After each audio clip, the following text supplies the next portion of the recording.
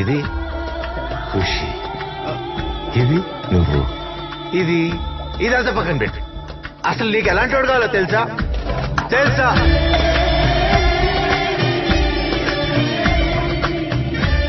నీ కోపాన్ని, తిక్కని, మెంటల్ని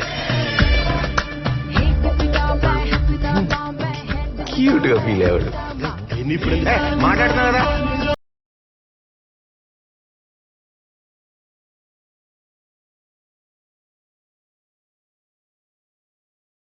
నీ సైకోయిజం తో తిక్కగా అరిస్తే అరే కీరవాణి రాగంలా ఎంత హాయిగా ఉందని ఫీల్ అయ్యేవాడు కావాలి. వాడు రైటే అయినా నువ్వు రాంగే అయినా నువ్వు చెప్పిందే శాసనం అని.